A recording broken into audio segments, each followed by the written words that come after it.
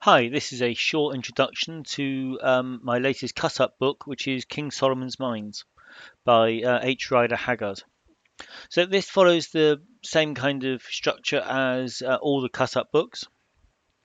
So what you get is short introduction, a working definition of what is solo play, and then talking specifically about cut-up solo, which is different to normal Oracle driven or journaling type solo.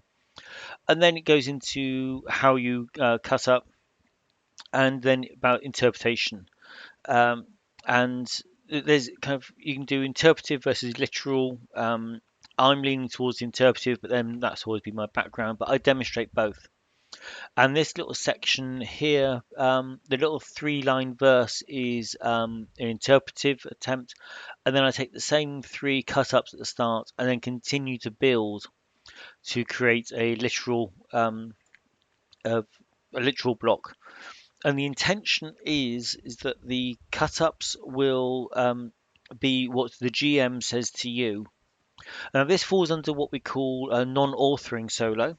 So with authoring solo, it doesn't actually involve writing if you don't want it to, but every idea in the game comes from within you as if you were an author writing a book. Now, you're doing the world building, you're doing the adventure creation, you're doing the describing. With non-authoring solo, all of those elements of the world and the descriptions and even the dialogue comes from outside of you, from another source. So that's why you're not the author.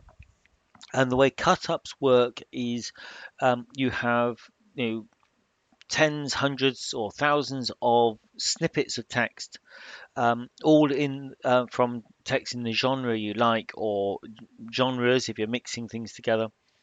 And then you pick out snippets which kind of join together. You try and construct basic paragraphs.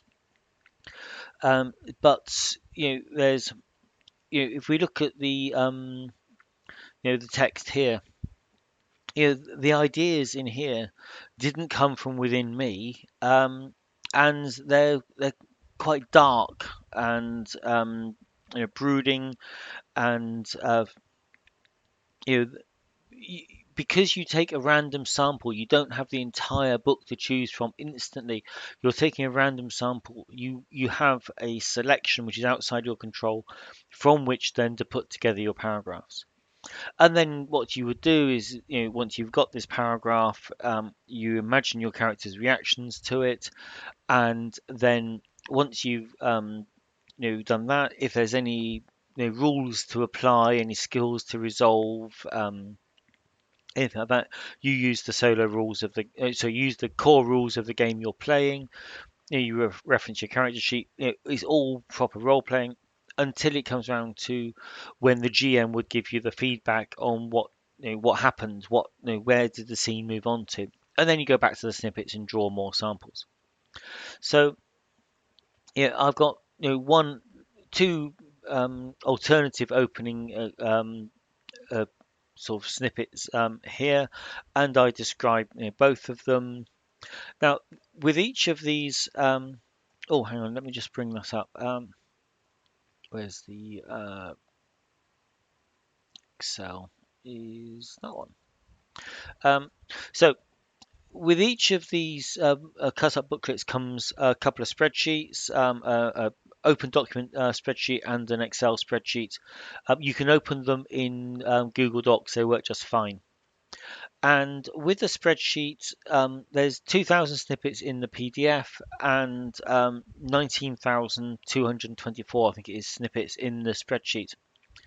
So what you can do with all of those spreadsheets is, let's say, in this example, I wanted some kind of magical elements. So the chances of me finding a direct reference to the word magic just by drawing random snippets is slim. But I could use the find all option, put in the word magic and find them. And here in this little screenshot you've got there, um, it's found, I think it's 24 snippets using the word magic. So I could pull those out and mix them into my game. Um, So the spreadsheet also, if I can show you the spreadsheet. So first of all, if I go to King Solomon and I was to do Control F and then put in pistol as an example and find all, there is actually only one reference to pistol in the entire book. If I put in gun, find all, and that's more. That gives me a better selection.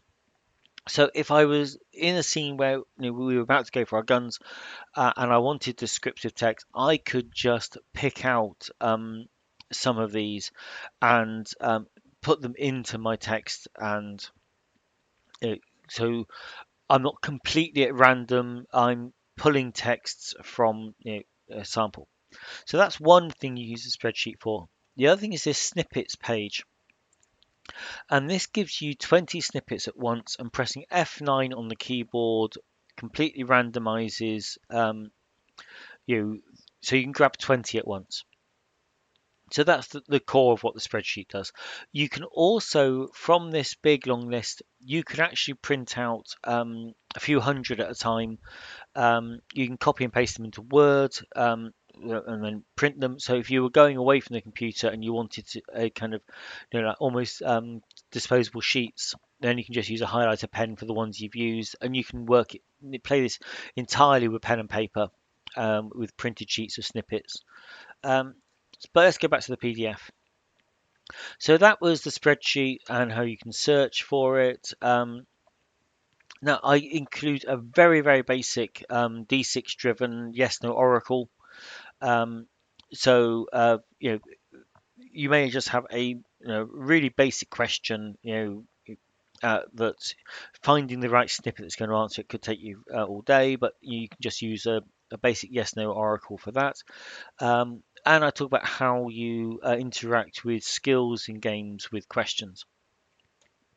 And then there's a very brief sort of a three exchange example of how I started this game. The yellow is the snippets, and the blue is my interpretation because I lean towards interpretive play. Okay, so yeah, and that's really it. So next we get into the snippets. There are it's a D1000, so you can roll 3d10, and so there's a left column and a right column, and you can use each one interchangeably. Now I found that if you hold down, let's say if I rolled 16, so I could find number 16, hold down Alt on the keyboard, and then I can draw out, and I could grab 5 at once, and it will just take the one column, and it'll work on both columns. So rather than having to roll a D1000 50 times, what you can do is roll it a few times and then take a block, because these are already randomized for you. So it's a 41-page PDF in US trade format. So you can print off these. They will scale down 2 pages onto a portrait US letter. And so you can print just the snippets. They're all at the back in a single block. And then right at the back of this one is a campaign map. Now, this comes from the original novel. My particular game with this did not. We went rather kind of off on our own, uh, but it's here if you want it. So yep, that's it. So that's all you get. And yeah, I hope you enjoy it. Uh, these the last kind of half a dozen cut-up books have all been kind of in this Edwardian and Victorian period, and so they're very, very interchangeable. Um, so, if you want an absolutely massive selection of snippets to work with, you can mix and match these books, and they will, especially as the last book was also by H. Rider Haggard, so even the writing style would mix and match. Same period, same location. You know, all his books were kind of deeply rooted in Africa. Um, so yeah, that's it. Thank you for watching.